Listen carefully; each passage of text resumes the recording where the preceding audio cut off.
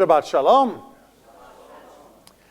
So let's take a little detour before we get into our discussion of the parasha back to classical Greece, in particular to Plato's Republic and one of the many different dialogues with Socrates and an object of his discussion, of his questions. And this is centered around a conversation he had with a man named Glaucon, and it focused on a ring. The ring of Gyges, as it's called, at least presumably, if my Greek pronunciation is not too far off, within the ancient Greek mythology. Now, this was a very special ring that allowed a man to become king, because when you wore it, you became invisible. And yes, there was some speculation. This may have been partly an influence for the Lord of the Rings ring, but let's leave that aside, although one of my favorite movie trilogies. So, you have a ring. You put the ring on, you become completely invisible, untraceable. What would you do? According to Glaucon, you would do what Gyges had done, which is go into the palace, seduce / attack the queen and make her your wife, and murder the king. Because after all, you're invisible. What's anyone going to do to stop you? You can get away with anything. And on a more mundane scale, Glaucon argues the average man would walk into the market and just take whatever he wanted because he's invisible. Who's going to stop him? Even if somebody noticed something that was going on, they would have no way of identifying that it was you that was committing the crime. So you can get away with anything. You'll do anything. What do you think? Is this a logical proposition? Is this a natural continuation of the aphorism that many of us quote of power corrupts and absolute power corrupts absolutely? That if anybody had the power to do whatever they wanted without possible recourse of punishment, capture, or social recrimination, then they would just do the most horrible things imaginable. Yes? No? Maybe so? What's that? Not everyone. Okay, why not?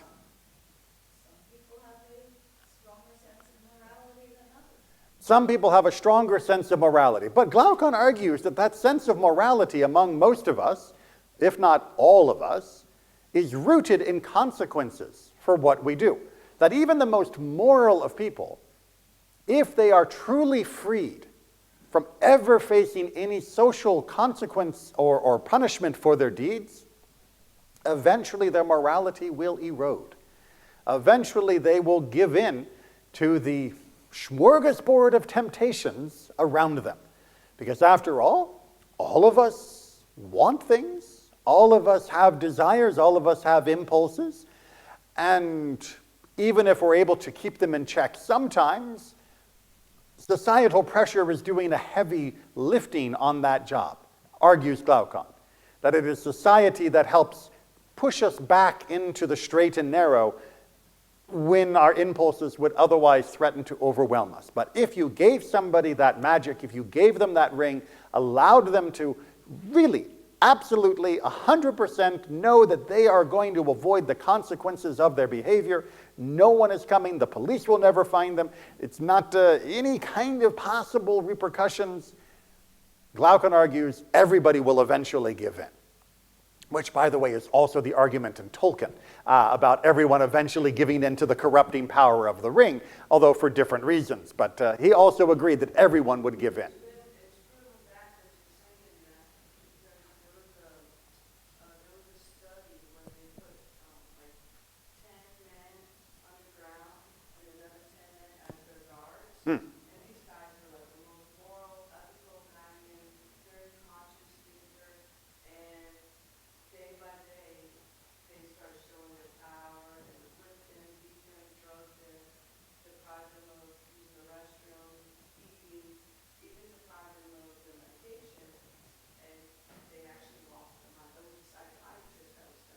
So the Stanford Prison Experiment is a famous story about exactly what can happen when you give people too much power.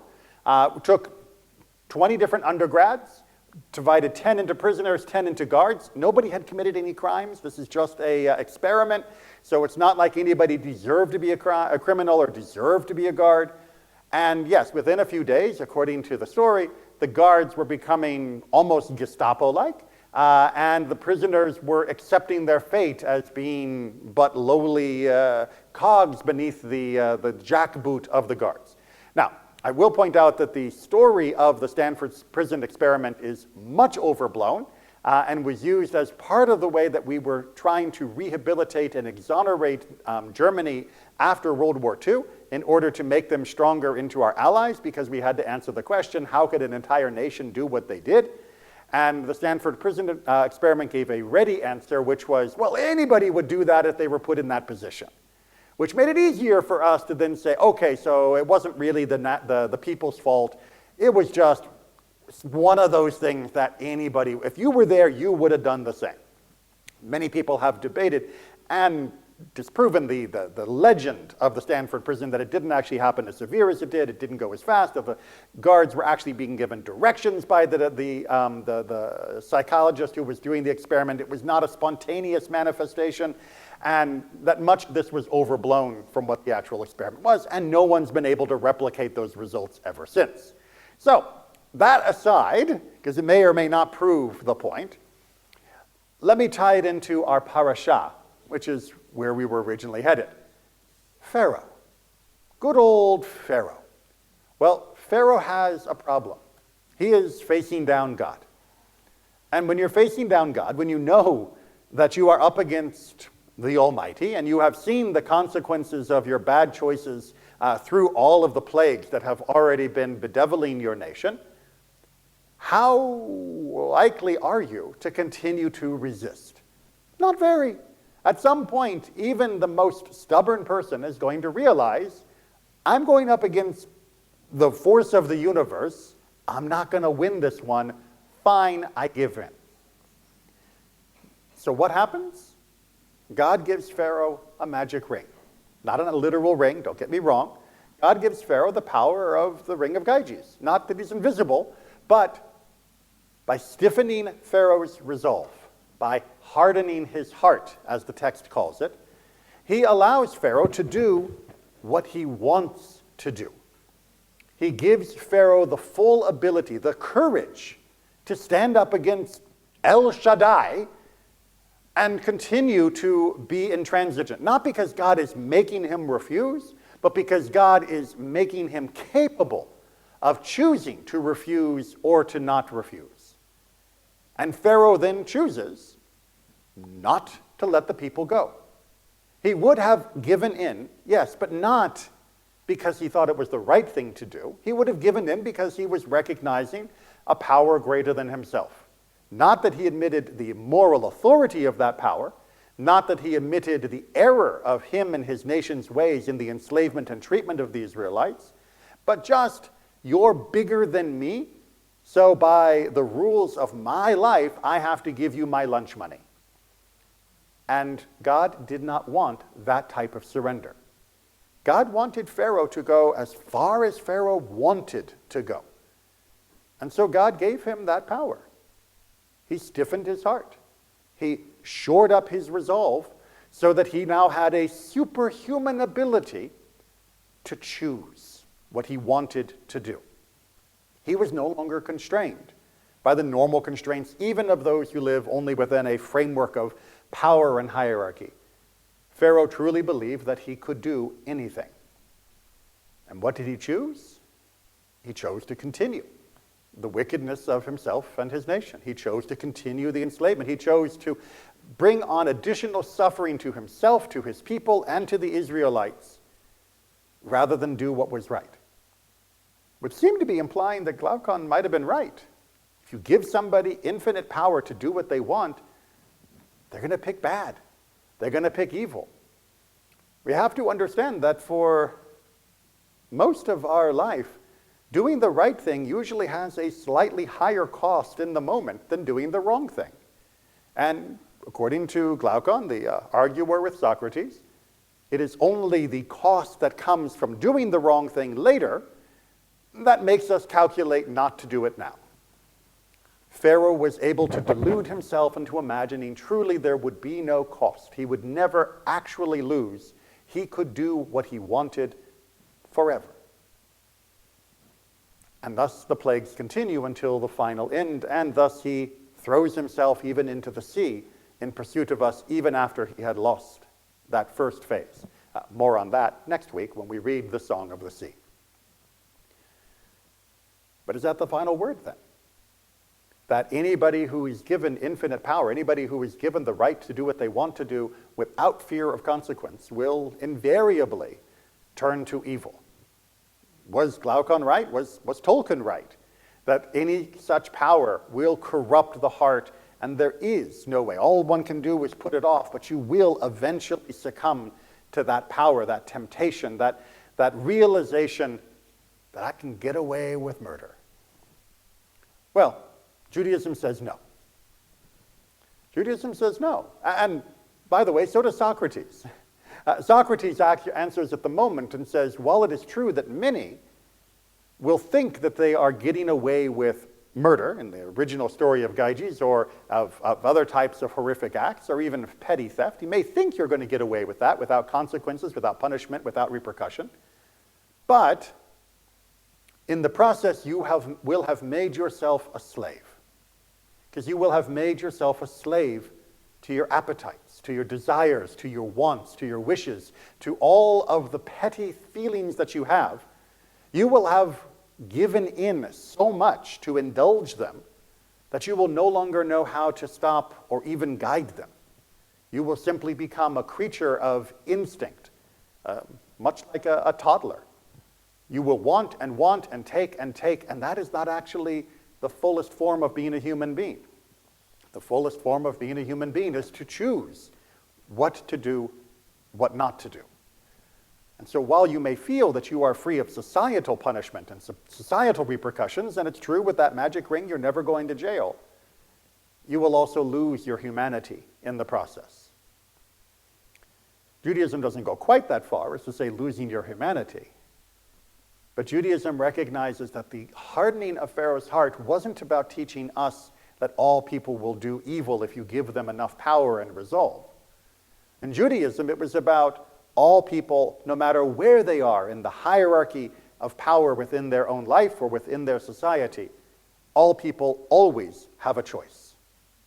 That we are constantly able to choose between good and bad. And Pharaoh was used as a test case in this story of the Exodus to give a person that infinite amount of power, not to remove his ability to choose, but to show that even in this place, even facing God, we always have a choice to do what is right or to do what is wrong. People will sometimes wonder, how can you ever commit an avera, commit a sin, if you believe in God? Anybody who commits a sin, it's a sign that they don't believe. No, not at all. That's a foreign concept that often comes from other religious traditions, where your transgression is a sign of your lack of faith. In Judaism, we believe that you can be perfectly faithful to God. You can have absolute belief and certainty in God in your heart and still mess up. Because we're all capable of stumbling. We're all capable of tripping. This is why we have penitential prayers every day. This is, of course, why we have Yom Kippur. Yom Kippur is not there for people who don't believe in God. It's there for people who believe in God but made mistakes anyway, and recognize that God is still willing to forgive us and help us to lift ourselves up after having made those mistakes. Yes? So just one point of clarification. Pharaoh still could have said yes, even though his heart was hard. Absolutely. Absolutely. Pharaoh still could have said, you know what? Go. You're right. I shouldn't be stopping you. I have been wrong about doing this. You should go. And when he would have said that after his heart had been hardened, he would have been saying it because he recognized it as what was right, not what was expedient. Unfortunately, Pharaoh recognized neither. He was not willing to see that it was even expedient because he didn't want it to be, and he certainly wasn't willing to recognize it as right, because everything that he had been raised to believe about the power of the Pharaoh and the power of Egypt and the degraded quality of life of a slave taught him that what he had done was perfectly fine, that this was a right choice to continue to make. And we do that ourselves. We often continue to perpetuate ourselves in bad choices and claiming they must be right. Even if they felt like they were right at the time, we refuse to ever look later and ask ourselves, well, maybe it wasn't the right choice, or maybe it's no longer the right choice. We refuse to recognize that even we have power. Well, I've made this choice for so long that I'm stuck with it now. I've got to just keep going. What else am I supposed to do? We always have a right to choose. We always have the power to choose. It's not always easy. In fact, in the most important things, it's rarely easy to choose to do what is right.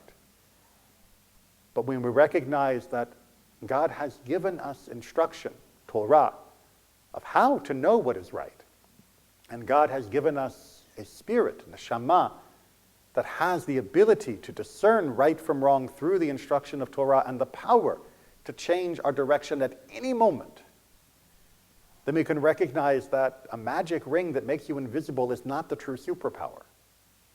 Just being human is already a gift beyond measure, and it is able to change our own life and the world in ways that indulging our petty fantasies can't touch. Shabbat Shalom.